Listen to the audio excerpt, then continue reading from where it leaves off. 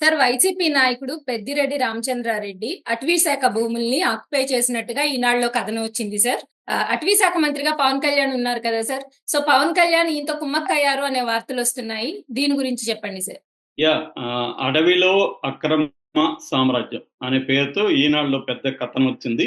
అదేంటంటే పెద్దిరెడ్డి రామచంద్రారెడ్డి చిత్తూరు జిల్లాలో పులిచెర్ల దగ్గర మంగళంపేట సమీపంలో ఉన్న అడవిలో మధ్యలో భూమి ఆక్యుపై చేసుకున్నాడు అని వచ్చింది. యాక్చువల్గా ఆయన మామూలుగా అయితే ఎఫ్ఎంబి అంటారు. ఎఫ్ఎంబి అంటే fair adangal and field management book. ఎఫ్ఎంబిలో 1952లో ఇది జరిగింది.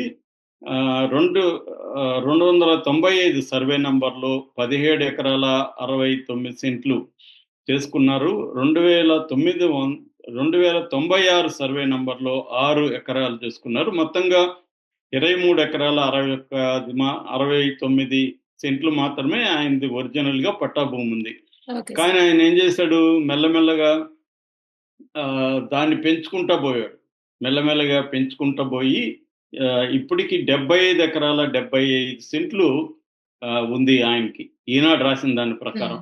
సో ఆ ఈనాడు ఏం రాసిందంటే కోడి గుడ్లు పెట్టేట్టుగా, మేకలు పిల్లల్ని పెట్టేట్టుగా ఈ వీళ్ళ భూమి కూడా పిల్లల్ని పెడతా ఉంది. భూమి పిల్లల్ని పెట్టుకొని 29 ఎకరాల నుంచి ఇప్పుడు 75 ఎకరాలకు అయిపోయింది.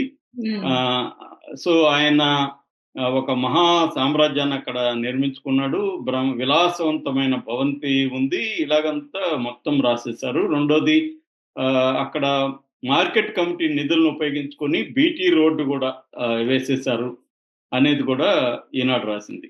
ఎప్పుడైతే ఈనాడు రాసిందో దీన్ని చంద్రబాబు సీరియస్ గా తీసుకున్నాడు. చంద్రబాబు సీరియస్ గా తీసుకొని దీని మీద చిత్తూరు జిల్లా కలెక్టరు సుమిత్ కుమార్ ఆయన పేరు, తర్వాత ఎస్పీ మణికంఠ, దాని తర్వాత forest conservator Anantapuram forest conservatory కింద వస్తుంది అనమాట ఇది. దాని కన్జర్వేటరీ యశోదాబాయి, ఈ ముగ్గురు ఇంకొంతమంది మొత్తం కమిటీ వీళ్ళతో ఒక కమిటీ వేసి విచారణకి ఆదేశించారు చంద్రబాబు. ఇప్పుడు విచారణ కూడా జరిపి దీని నివేదిక కూడా చంద్రబాబు దగ్గరికి వచ్చింది అని చెబుతున్నారు.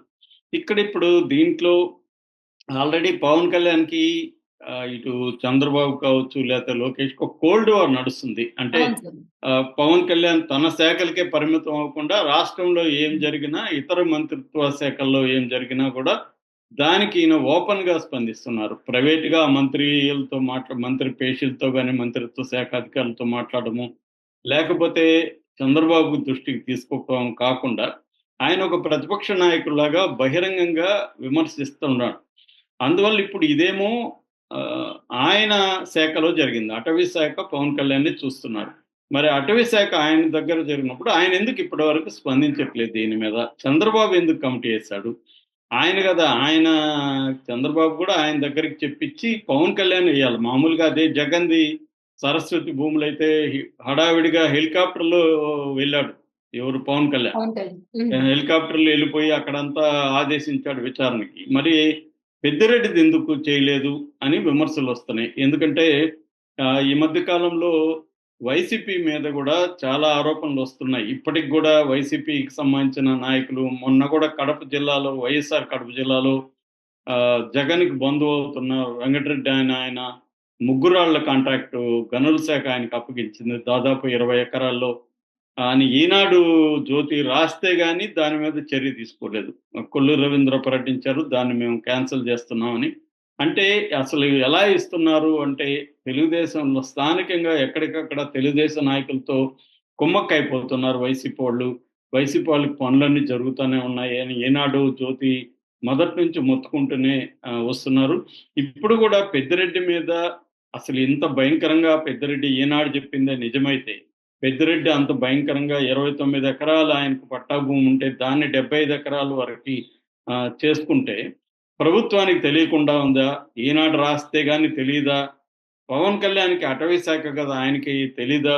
వైసీపీ నాయకుల మీద నజర్ పెడతాం, ఒక్కొక్కడు తాట తీస్తాం, ఇవన్నీ పవన్ కళ్యాణ్ మాట్లాడాడు కదా, మరి వాళ్ళ పవన్ కళ్యాణ్ ఎందుకు సైలెంట్ గా ఉన్నాడు అన్న విమర్శలు తెలుగుదేశం వాళ్ళే చేస్తున్నారు. మనకి తెలుగుదేశం మీడియాలో చూస్తే, సోషల్ మీడియాలో ఇలా పోస్టులు పెడుతున్నారు. అంటే ఈ ప్రభుత్వం నిద్రపోతుందా అన్నట్టుగా వాళ్ళే తెలుగుదేశానికి సంబంధించిన సానుభూతి పరులు వాళ్ళే క్రిటికల్‌గా ఉన్నారు. ఎందుకంటే ఎన్నికల ముందు గత 5 ఏళ్లలో వైసీపీ అనేక అరాచకాలు చేసింది. ఎక్కడ చూసినా భూములు ఆక్యుపై చేసుకున్నారు. భూములు పెద్ద ఎత్తున భూముల కుంభకోణం జరిగింది అని చంద్రబాబే అనేక సార్లు మాట్లాడాడు. పవన్ కళ్యాణ్ మాట్లాడాడు. ఇప్పుడేమో వచ్చి 8 నెలలైనా గూడా ఎందుకు వాళ్ళ మీద చర్యలు తీసుకోలేదు అన్న విమర్శలైతే వస్తుంది. జగన్ మీద తీసుకోకపోవడానికి మోడీ అనుమతి కావాలి. ఎందుకంటే మోడీ పర్మిషన్ లేకుండా జగన్ మీద తీసుకోకూడదు. కనీసం పెద్దిరెడ్డి మీద గూడా తీసుకోలేదా అని అడుగుతున్నారు. ఎందుకంటే గతంలో గూడా మనకు తెలుసు మదనపల్లి ఆర్‌డీఓలో కొన్ని ఫైల్స్ దగ్ధం కేసులో గూడా పెద్దిరెడ్డి హస్తం ఉందని జెప్పి అప్పుడు దానికైతే హుటాహుటిన హెలికాప్టర్‌లో పోయి దాని మీద కమిటీలేసి పెద్ద ఎత్తున ఏదో జరిగిపోతుంది అన్నట్టుగా అప్పుడు వార్తలొచ్చాయి. ఇప్పటివరకు దాంట్లో ఆర్‌డీఓ వాళ్ళని అరెస్ట్ చేశారు తప్ప పెద్దిరెడ్డి జోలికి ఎవరు వెళ్ళట్లేదు. అట్లాగే ఈ కాంటెక్స్‌లో పెద్దిరెడ్డి కూడా ప్రెస్ మీట్ పెట్టి అసలు నేను ఆక్యుపై చేసుకోలేదు, ఏమి లేదు. ఓన్లీ 21 ఎకరాలే మా భూముంది. ఈయన చెప్పినట్టు విలాసవంతమైన భవనమే లేదు. ఈనాడులోనే ఫోటో కూడా ఏశారు గదా!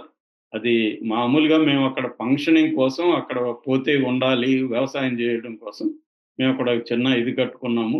విలాసవంతం ఏం లేదు. ఎవరైనా వచ్చి చూడొచ్చు. యాక్చువల్‌గా ఇది కిరణ్ కుమార్ రెడ్డి టైంలోనే దీని మీద విచారణ జరిపారు. దాని తర్వాత అటవీ శాఖ గూడా విచారణ జరిపింది.